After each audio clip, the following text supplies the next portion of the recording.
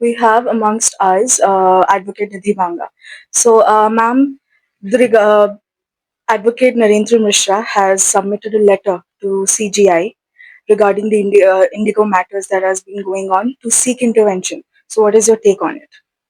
Yes, Mr. Mishra has written a letter to CGI, and that can convert into a PIL as well, and the CGI can take a suo moto cognizance on this via writ petition as well.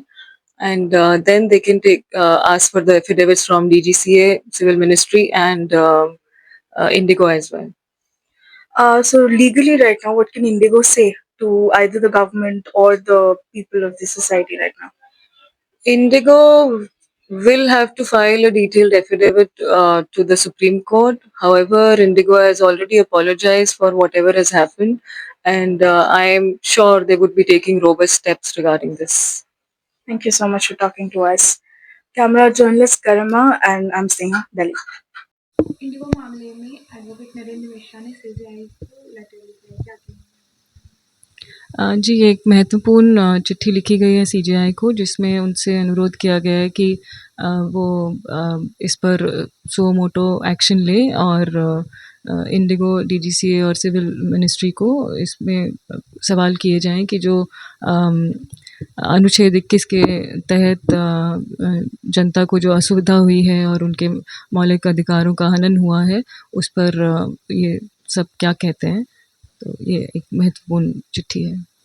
इसके बाद Indigo को क्या कदम उठाने चाहिए?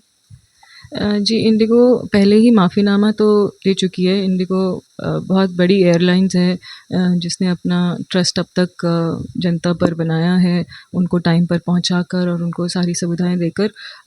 हालांकि ये अभी एक बहुत अनफॉर्चुनेट इंसिडेंट हुआ जिसमें इंडिगो एक आई हुई परेशानी को संभाल नहीं पाया। इंडिगो एयरलाइंस एक मैसेज दे सकते थे जनता को, जिसमें वो बता सकते थे कि हम फ्लाई नहीं कर पाएंगे।